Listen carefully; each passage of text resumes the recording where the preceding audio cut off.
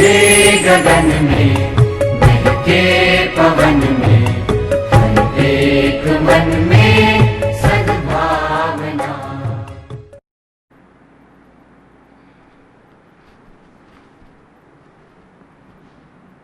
નમસ્કાર મિત્રો, છેલ્લા લેક્ચરમાં આપણે ફિઝિક્સ ચેપ્ટર નંબર 2 માપન તથા એકમ ચેપ્ટરમાં પરિમાણ અને પારિમાણિક સૂત્ર કોને કહેવાય એની ચર્ચા કરી. એમાંથી થોડા ઘણા પારિમાણિક સૂત્ર આપણે જોયા પણ હતા. ફરીથી થોડાક આગળ સૂત્ર હજી આપણે ભણી લઈ. અમુક રાશિઓ છે એના પારિમાણિક સૂત્ર શું થાય, કેવી રીતે મળે એ આપણે જોઈ લઈએ. પણ એના માટે મેં તમને કીધું હતું કે ઓલી જે 7 ભૌતિક રાશિ છે એને સાઈડમાં લખી રાખવાની, એટલે તમને ખબર પડે કે ત્યાં સુધી તમારે સાદરૂપ આપવાનું છે. ચાલો હું અહીંયા લખી નાખું છું, રાશિ લખી નાખું, એનો એકમ લખી નાખું અને પરિમાણમાં એની સંજ્ઞા. બરાબર? ચાલો, કઈ કઈ રાશિ હતી તો કે દળ, લંબાઈ, સમય, વિદ્યુત પ્રવાહ, તાપમાન અથવા તો થર્મોડાયનેમિક તાપમાન, દ્રવ્યનો જથ્થો અને છેલ્લે જ્યોતિ તીવ્રતા અથવા તો આપણે એને દીપ્તિ તીવ્રતા કહેતા હતા. તો દળનો એસઆઈ એકમ છે કિલોગ્રામ, લંબાઈનો એસઆઈ એકમ છે મીટર, સમયનો સેકન્ડ, વિદ્યુત પ્રવાહનો એમ્પિયર, તાપમાનનો કેલ્વિન, દ્રવ્યના જથ્થાનો એકમ છે મોલ, જ્યોતિ તીવ્રતાનો એકમ છે કેન્ડેલા સીડી.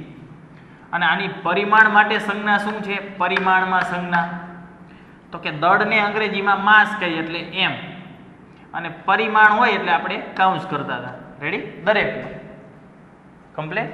એવી રીતે લંબાઈ હોય તો એને લેન્થ કહેવાય એટલે એલ વડે દર્શાવી. સમય હોય તો એને ટી કહીએ એટલે ટી વડે દર્શાવી. પ્રવાહને આપણે એ વડે દર્શાવતા હતા. તાપમાનને આપણે કે વડે દર્શાવી. મોલને મોલ વડે દર્શાવશું અને કેન્ડેલાને સીડી વડે. ક્લિયર? હવે આપણે એક પછી એક, તમે તમારી ધોરણ 11ની ટેક્સ્ટ બુક એમાં પેજ નંબર 214 કાઢશો એટલે તમને આ રીતે જોવા મળશે આખે આખું કોષ્ટક દેખાય છે 214 પેજ નંબર ઉપર. બરાબર છે? તો એમાં સૌ પ્રથમ ક્રમ આપેલો છે, પછી ભૌતિક રાશિનું નામ આપેલું છે, પછી એ ભૌતિક રાશિનું સૂત્ર આપેલું છે, પછી પરિમાણ આપેલું છે અને છેલ્લે પારિમાણિક સૂત્ર. પરિમાણ કયો કે પારિમાણિક સૂત્ર, આપણે પારિમાણિક સૂત્ર જ લેવાનું, પરિમાણ એ કાંઈ લેવા દેવા નથી. બરાબર? એ પરિમાણ કે પારિમાણિક સૂત્ર બે એક જ છે, તમે જોઈશો એટલે ખબર પડી જાય છે. બરાબર? એમાં ક્ષેત્રફળ હું એક પછી એક લેતો જાઉં. ક્ષેત્રફળને આપણે લઈ લીધું હતું, કદ લઈ લીધું હતું, દળ ઘનતા લઈ લીધી હતી, પછી છે આવૃત્તિ. 4 નંબરનું છે આવૃત્તિ. હવે આવૃત્તિનું તમને સૂત્ર આવડવું જોઈએ. બરાબર છે? આવૃત્તિ એટલે થાય 1/, આવર્તકાળ. યાદ રાખશું આપણે, 1/, આવર્તકાળ. આગળ હજી ભણશો તમે, અથવા તો 9, 10માં તમે ભણી નહીં આવ્યા છો. આવૃત્તિ એટલે ટૂંકમાં સમયનું વ્યસ્ત, સમય અથવા તો આવર્તકાળ, આવર્તકાળનું વ્યસ્ત. આવર્તકાળ કાળ એટલે સમય.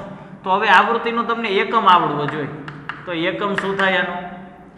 કાળ છે એટલે સમય, સમય એટલે 1/, સેકન્ડ થાય, અથવા તો સેકન્ડની -1 ઘાત. હવે આ જે એકમ રહ્યો એ આ 7 એકમમાં આવી જાય છે.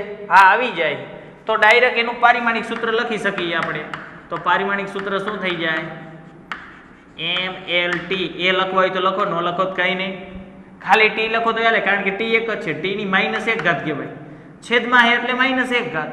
બાકી નથી એટલે એને 0 0 લખવાની હો, આમ ન રાખી દેતા. આમ રાખો એનો અર્થ એવો થઈ જાય 1 ઘાત છે આ બેની, એટલે નથી એટલે ફરજિયાત 0 0 લખવાનું, નહીંતર લખવાનું જ નહીં. હા, એનું પારિમાણિક સૂત્ર થઈ ગયું. કમ્પ્લીટ.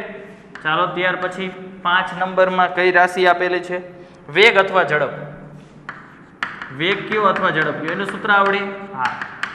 અંતર હોય, અંતરના છેદમાં સમય. બરાબર? ઝડપ હોય તો અંતરના છેદમાં સમય આવશે, વેગ હશે તો સ્થાનાંતરના છેદમાં સમય આવશે. એ તમે આગળ ચેપ્ટર નંબર 3 ચાલશે એટલે ખબર પડી જશે. બરાબર? ટૂંકમાં આટલું યાદ રાખો, વેગ અથવા ઝડપ એનું સૂત્ર અંતરના છેદમાં સમય થાય. સૂત્ર એટલા માટે કારણ કે સૂત્ર તો તમારે પાકા કરવાના જ છે. સૂત્ર આવડશે તો એકમ આવડશે, એકમ આવડશે તો તમને પારિમાણિક સૂત્ર આવડશે. ચાલો તો હવે આનું આપણે એકમ મેળવી લઈએ. ચાલો તો એકમ મેળવો તો અંતરનો એકમ થાય મીટર, સમયનો સેકન્ડ થાય. આ એકમ રિયાઈ આ 7 એકમમાં આવી જાય છે. આ આવી જાય, મીટર ને સેકન્ડ આવી ગયા તો લખી નાખો પારિમાણિક સૂત્ર. તો પારિમાણિક સૂત્ર બરાબર શું થઈ જાય છે? MLT. એ લખો હોય તો લખો, ન લખો તો પણ ચાલે. ચાલો એમ એટલે કિલોગ્રામ નથી, લંબાઈ છે અને સમય છે, છેદમાં છે એટલે માઇનસ 1. આ એનું પારિમાણિક સૂત્ર થઈ ગયું કમ્પ્લીટ. ચાલો ત્યાર પછી 6 નંબર આગળ. જે ન હોય એ ન લખો તો પણ ચાલે, બરાબર, પણ નથી એની ખાસ 0 ઘાત લખવાની. પછી છે પ્રવેગ. ચાલો પ્રવેગનું સૂત્ર ધોરણ 9 માં આવતું હતું. વેગમાં થતો ફેરફાર, વેગમાં થતો ફેરફાર છેદમાં સમય. તો પ્રવેગનો એકમ આવડે. ચાલો આવડે. વેગનો ઉપર વેગનો ફેરફાર હોય કે વેગ હોય કે સરેરાશ વેગ હોય કે વેગનો સરવાળો હોય, વેગનો જે એકમ હોય એ જ થાય. વેગનો એકમ થાય મીટર પર સેકન્ડ છેદમાં સમય છે એટલે ફરીથી સેકન્ડ. આ બે ઉડે નહીં હો, આ અંશના છેદમાં, અંશનો છેદ હોય એ છેદમાં જાય એટલે મીટર તો ઉપર રહેશે, આ સેકન્ડ એ નીચે આવશે. નીચે સેકન્ડ તો હતા એટલે સેકન્ડ ઇન્ટુ સેકન્ડ એટલે સેકન્ડનો વર્ગ થઈ જશે. ચાલો આ એકમ રહ્યા યા 7 એકમમાં આવી જાય છે. હા આવી જાય છે. આવી જતા હોય શું કરી નાખવાનું? તો લખી નાખો પારિમાણિક સૂત્ર MLT. એ લખવું હોય તો લખો, ન લખો તો હાલે, પણ જ્યારે એ આવે ત્યારે તો લખવો પડે હો. પછી એ રીતના કેલ્વિન આવે, તાપમાન આવે ત્યારે લખવું પડે. એમ એટલે મીટર એટલે લેન્થ કહેવાય, ટી એટલે -2 કહેવાય. આ નથી તો આની 0 ઘાત. આ એનું પારિમાણિક સૂત્ર થઈ ગયું. આવડશે? ચાલો ત્યાર પછી 7 નંબર બળ. તો બળનું સૂત્ર, બળનું સૂત્ર છે બળ F બરાબર માં. આ સૂત્ર તમને ખબર જ છે. અને બળનો એકમ ડાયરેક્ટ આવડે છે તમને. સૂત્ર પહેલા ન્યૂટન, બરાબર, ધોરણ 9 માં 10 માં આવતો તો બળનો એકમ ન્યૂટન થાય એમ. હવે ન્યૂટન આ સૂત્રમાં આવતો નથી તો તમારે એનું સાદું રૂપ આપવું પડશે ન્યૂટનનું. તો કઈ રીતે? તો આ બળનો એકમ જ ન્યૂટન થાય. હવે જો અહીંયા લખું છું F બરાબર માં, તો આનો એકમ ન્યૂટન થાય. તો આ એમ છે, એમ એટલે માસ, દળ છે. આ દળ, દળનો એકમ થાય કિલોગ્રામ અને આ એ એટલે પ્રવેગ, પ્રવેગનો એકમ થાય મીટર પર સેકન્ડ સ્ક્વેર. આ સૂત્ર યાદ રાખજો. F બરાબર માં ફાધર બરાબર મધર, બરાબર, એટલે F નો એકમ ન્યૂટન, એમ એટલે માસ, માસ એટલે દળ, દળનો એકમ કિલોગ્રામ, પ્રવેગ મીટર પર સેકન્ડ સ્ક્વેર. એટલે ન્યૂટન બરાબર જ આ થાય. તો ન્યૂટન બરાબર લખી નાખો કિલોગ્રામ મીટર પર સેકન્ડ સ્ક્વેર. હવે જો આ જે એકમ રહ્યો એ આ 7 એકમમાં આવી જાય. હા આવી જાય, કિલોગ્રામ મીટર સેકન્ડ આવી જાય. તો હવે સાદરૂપ નું આપવું પડે. જો અહીંયા આપવું પડ્યું આપણે, સમજાણો અર્થ? ડાયરેક્ટ હાલે, ડાયરેક્ટ કોઈને ખબર પડી જાય સાહેબ કિલોગ્રામ થાય મીટર પર સેકન્ડ સ્ક્વેર થાય તો ડાયરેક્ટ ચાલે. પણ આ એટલા માટે લખાયું, અમુકને એમ થાય સાહેબ ન્યૂટન એકમ થાય, તમે ડાયરેક્ટ આ લખ નહીં, પણ 1 ન્યૂટન બરાબર જ 1 કિલોગ્રામ મીટર પર સેકન્ડ સ્ક્વેર થાય. રેડી? ચાલો તો હવે એનું પારિમાણિક સૂત્ર, પારિમાણિક સૂત્ર લખો. ચાલો MLT. એમ એટલે કિલોગ્રામની 1 ઘાત છે, મીટરની 1 ઘાત, સેકન્ડની -2 ઘાત. ક્લિયર થઈ ગયું? કમ્પ્લીટ. ચાલો ત્યાર પછી આગળનું 8 નંબર અત્યારે આપણે કરશું નહીં, બરાબર છે. એનું સૂત્ર આવશે તમારે આગળના ચેપ્ટરમાં, ત્યારે તમને ખબર પડી જાય છે. બળનો આઘાત 5મા ચેપ્ટરમાં આવી જાય છે એટલે તમને ખબર પડશે, એટલે સૂત્ર આવડશે એટલે તમને એનું પારિમાણિક સૂત્ર આવડી જશે.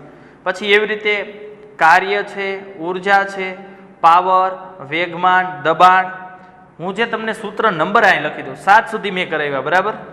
8મું નથી કરવાનું, 9 નંબર કરવાના, 10 નંબર, 11 નંબર, 12 નંબર, પછી છેક 21 નંબર, પછી 22 નંબર, પછી 25 નંબર,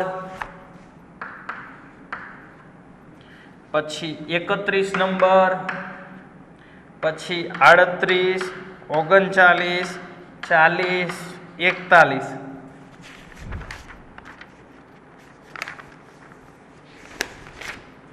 આટલા સૂત્ર તમારે જાતે ગણવાના, બરાબર? તમને આ બધા સૂત્ર લગભગ તમે લોકો ભણી જ ગયા છો એટલા માટે મેં આટલા સૂત્ર આપ્યા. બાકી આની અંદર તો ઘણા બધા સૂત્ર આપ્યા છે સાહેબ. એ બધાના પારિમાણિક સૂત્ર. ઉપાધિ ન કરો. તમારે નીટ કે જીની પરીક્ષા 12મું ધોરણ પૂરું થાય પછી દેવાની. 12મું ધોરણ પૂરું થશે ત્યાં સુધીમાં જેટલા પણ આ બધા સૂત્ર છે એ બધા સૂત્ર તમારે આવી જાય છે. એટલે ઉપાધિ ન કરો ને સૂત્ર આવડશે એટલે પારિમાણિક સૂત્ર તો સહેલું છે. આ ગોખવાનું ન હોય, આ પાકું ન કરવાનું, એકદમ સરળ. સૂત્ર આવડવા જોઈએ અને સૂત્ર તો તમારે પાકા કરવા પડશે. કેમ? કારણ કે દાખલા ગણવા માટે સૂત્ર તો આવડવું જોઈએ. એટલે સૂત્ર આવડશે એટલે એકમ આવડશે ને એકમ આવડશે એટલે પારિમાણિક સૂત્ર આવડી જાય. હવે હું તમને ચોખ કરી દઉં. કાર્ય હોય કે ઉર્જા હોય 9 નંબર, પછી ગમે તે ઉર્જા હોય, ગતિ ઉર્જા હોય, સ્થિતિ ઉર્જા હોય, ચાક ગતિ ઉર્જા હોય, ગમે તેવી ઉર્જા આપી હોય, એ ઉર્જા ગણો કે કાર્ય ગણો, એ બધાના એકમ સરખા થાય. એટલે કે બધાના એકમ સરખા એટલે પારિમાણિક સૂત્ર સરખા જ થાય. એટલે અત્યારે કદાચ તમને એના સૂત્ર ન આવડે, આમાં જોઈશું ને સૂત્ર ન આવડે તો ઉપાધિ નહીં કરવાની. તમને એકમ મેં કહી દીધા. કાર્ય હોય, ખાલી ઉર્જા હોય, ગતિ ઉર્જા હોય, સ્થિતિ ઉર્જા હોય, ચાક ગતિ ઉર્જા હોય. અરે ગમે તેવી ઉર્જા હોવી જોઈએ. ઉષ્મીય ઉર્જા હોય, ગમે તેવી ઉર્જા હોય તો ઉર્જા બધાના એકમ જૂલ થાય. તમે ભણી ગયા હો, બરાબર છે? હવે કાર્યનું એકનું આવડશે તમને. કાર્ય એ જ ઉર્જા, તો કાર્યનું તમને સૂત્ર આવડી જાય. હવે કાર્યનું શું થાય છે? બળ ગુણ્યા સ્થાનાંતર, બળ ગુણ્યા અંતર. કાર્યનું સૂત્ર બળ ગુણ્યા અંતર. તમે ભણી ગયા હો ધોરણ 10માં, 9માં પણ આવતું હતું. બળ માટે બળનો એકમ થાય ન્યૂટન, અંતરનો એકમ થાય મીટર. બળ ગુણ્યા અંતર મીટર. હવે આ એકમ આમાં નહીં આવે. આ એકલો આવી જાય પણ ન્યૂટન નહીં આવે. ન્યૂટન આવે છે નથી આવતો તો તમે શું કરશો? તો ન્યૂટનની જગ્યાએ F નું સૂત્ર મૂકી દો. F બરાબર માં એટલે m એટલે કિલોગ્રામ, a એટલે પ્રવેગ, મીટર પર સેકન્ડ સ્ક્વેર. સમજાણો? m એટલે દળ ગુણ્યા પ્રવેગ. એટલે ન્યૂટન બરાબર જ આ કિલોગ્રામ મીટર પર સેકન્ડ સ્ક્વેર થી મૂકી દો. ન્યૂટનની જગ્યાએ કિલોગ્રામ મીટર પર સેકન્ડ સ્ક્વેર, અને આ મીટર તો છે જ. તો આ સૂત્ર થઈ ગયું કિલોગ્રામ મીટર સ્ક્વેર પર સેકન્ડ સ્ક્વેર. આને જ જૂલ કહેવાય. કાર્યનો એકમ આપણે જૂલ લઈ અથવા ઉર્જાનો એકમ જૂલ લખી. ગતિ ઉર્જા હોય, સ્થિતિ હોય, ચાક ગતિ ઉર્જા હોય, બધાના એકમ જૂલ જ લખી. તો એ જૂલ બરાબર જ આ થયું કહેવાય. 1 જૂલ બરાબર કિલોગ્રામ મીટર સ્ક્વેર ના છેદમાં સેકન્ડ સ્ક્વેર. આ ખબર પડી જાય આટલી. તો હવે આના આધારે પારિમાણિક સૂત્ર. એ જ કાર્યનું સૂત્ર, એ જ ઉર્જાનું, એ જ ગતિ ઉર્જા, એ જ સ્થિતિ ઉર્જા, એ જ ચાક ગતિ ઉર્જા. એટલે દરેક વખતે તમે મેળવજો, બરાબર છે? આ જ રીતે મેળવવાનું. પછી 10 નંબર છે પાવર. તો કાર્યના છેદમાં સમય, એ તમે ભણી ગયા છો. વેગમાન, દળ ગુણ્યા વેગ. પછી દબાણ, બળ ભાગ્યા ક્ષેત્રફળ. પછી 21 નંબર કોણ અથવા કોણીય સ્થાનાંતર એટલે ખૂણો. ખૂણો હોય તો યાદ રાખજો, ખૂણાને એકમ હોય રેડિયન હોય, અને રેડિયનનું કોઈ પારિમાણિક સૂત્ર નથી એટલે એની 0 ઘાત જ આવશે. યાદ રાખજો, બધાની 0 ઘાત. ખૂણો હોય કે કોણીય સ્થાનાંતર હોય, બરાબર છે? કારણ કે તમારે ચાપ બરાબર ખૂતરી, આ સૂત્ર આવી ગયું. ખૂણો ગુણ્યા ત્રિજ્યા. હવે ચાપ એટલે લંબાઈ ને ત્રિજ્યા એટલે લંબાઈ, તો ખૂણો બરાબર શું થાય? ખૂણો બરાબર ચાપના છેદમાં ત્રિજ્યા.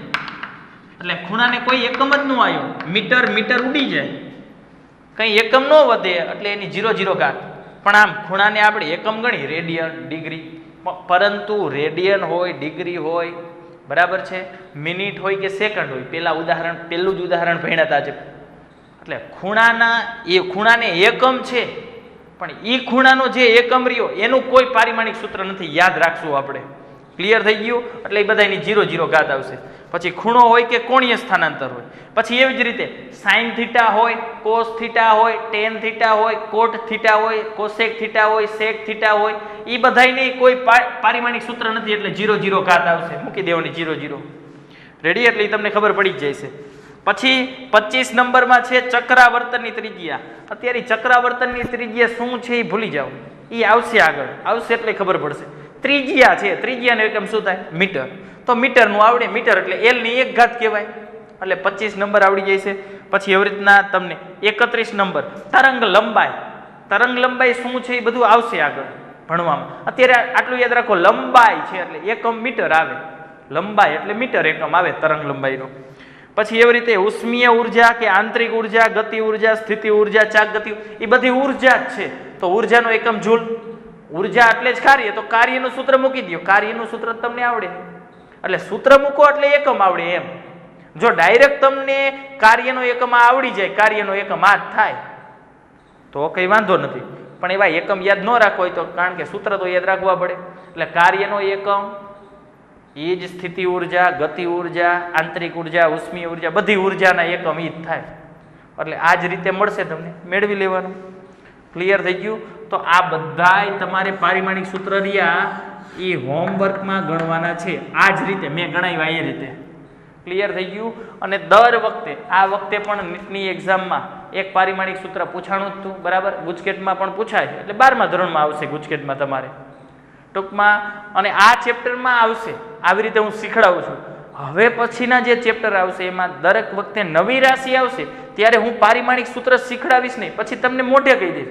હવે તમને પ્રેક્ટિસ પડી જવી જોઈએ. હવે તો એકદમ સરળ છે. સૂત્ર મૂકો, એકમ આવે. એકમનું સાદરૂપ ક્યાં સુધી આપવું પડશે? આ 7 એકમ નો આવે ત્યાં સુધી. એમાં તમને જો બળનું આવડી ગયું, ન્યૂટનનું, તો ન્યૂટન મોટા ભાગના સૂત્રમાં આવતા છે, એટલે ન્યૂટનની જગ્યાએ આટલું મૂકવાનું થાય, બરાબર? જો આ કાર્યનું સૂત્ર હતું, કાર્યના સૂત્રમાં મૂકવાનું થયું.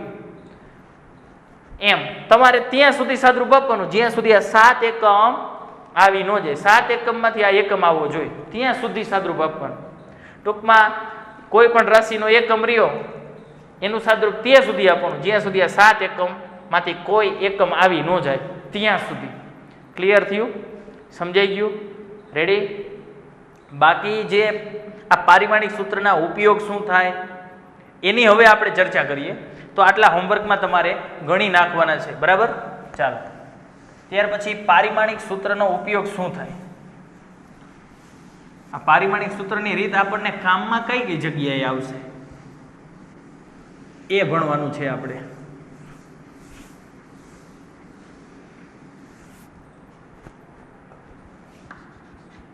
એટલે ટોપિક આવો છે પારિમાણિક વિશ્લેષણ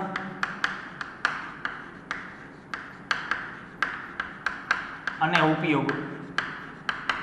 એટલે પારિમાણિક વિશ્લેષણ એટલે આપણે જે આ પારિમાણિક સૂત્રની રીત મેળવી, પારિમાણિક સૂત્ર કઈ રીતે આમ એકમ લખીને પછી પારિમાણિક સૂત્ર લખીને, હા એ પારિમાણિક વિશ્લેષણ થઈ ગયું. અને એના ઉપયોગો શું તો જોતા જઈએ. ટૂંકમાં પારિમાણિક સૂત્રના ઉપયોગો શું? તો 3 ઉપયોગો છે. એક પહેલો ઉપયોગો લખાવું છું, અને એ ઉપયોગો હવે આપણે પછી ભણવાનાય છે કે ભાઈ આ કઈ રીતે ઉપયોગ થયો, એનો શું કામમાં આવ્યું એ આપણે સાબિત પણ કરશું. પહેલો ઉપયોગ, આપેલ સમીકરણની યથાર્થતા ચકાસવી. યથાર્થતા એટલે સાચું કે ખોટું છે. તમને કોઈ સમીકરણ આપી દે, એ સમીકરણ સાચું છે કે ખોટું છે એ કઈ રીતે ખબર પડે? તો એ આપણને આ પારિમાણિક સૂત્રની મદદથી ખબર પડશે. સાહેબ કેવી રીતે? ઉપાધિ ન કરો. આ દરેકે દરેક ઉપયોગ હું લખાવું, દરેકે દરેક ઉપયોગ માટે હું બધાયના વિગતવાર ઉદાહરણ લેવાનો છું. એક પછી એક આપણે ચેક પણ કરવાના છે, એના ઘણા બધા દાખલા પણ ગણવાના છે. રેડી? એટલે આ સમીકરણનો પહેલો ઉપયોગ પારિમાણિક સૂત્રનો, કે કોઈ પણ સૂત્ર આપેલું હોય કે સમીકરણ આપેલું હોય એ સાચું છે કે ખોટું એ ચેક કરી શકાય આ પારિમાણિક સૂત્રની મદદથી. ચાલો બીજો ઉપયોગ, કોઈ પણ રાશિનું સૂત્ર મેળવી શકાય. કોઈ પણ રાશિનું સૂત્ર મેળવી શકાય. ટૂંકમાં આપણે એમ કે F બરાબર માં સૂત્ર, તો આ કઈ રીતે આવ્યું? આ સૂત્ર આવ્યું કેમ? આપણને કહી દે કે F બરાબર માં આ સૂત્ર છે, યાદ રાખી લો, એટલે આપણે યાદ રાખી. પણ આ આવ્યું કેમ એ આપણે સૂત્ર પણ સાબિત કરશું. બરાબર છે કે F બરાબર માં સૂત્ર જ આવે, કેમ આવે છે એ આપણે સાબિત કરશું. એવી રીતે બીજા કેટલાય સૂત્ર છે કે એ બધા સૂત્ર કેમ આવે છે એ સૂત્ર મેળવશું. એટલે કે એમ પણ કહેવાય એક ભૌતિક રાશિનો બીજી ભૌતિક રાશિ સાથે સંબંધ શું છે એ મેળવી શકાય. સમજાણો અર્થ? ખબર પડી? રેડી? અને ત્રીજું,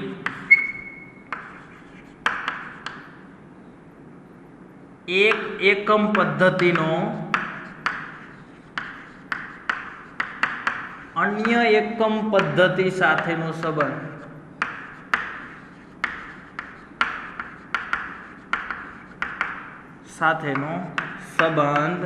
મેળવી શકાય. શું કે એક એકમ પદ્ધતિનો અન્ય એકમ પદ્ધતિ સાથે સંબંધ શું હોય?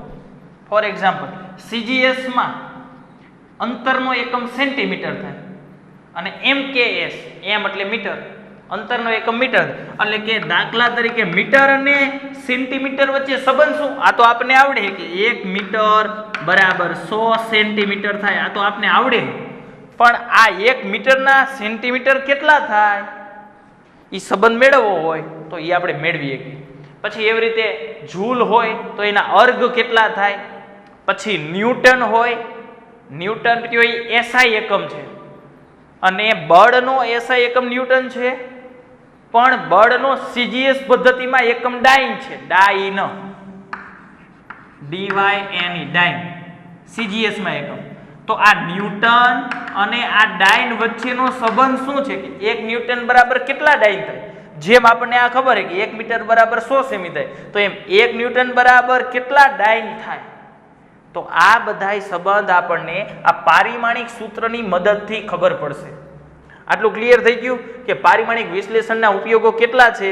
તો કે આ 3 રીત છે, 3 ઉપયોગો છે અને આ દરેકે દરેક ઉપયોગ આપણે વિગતવાર ઉદાહરણ સાથે ભણીશું. ક્લિયર થઈ ગયું?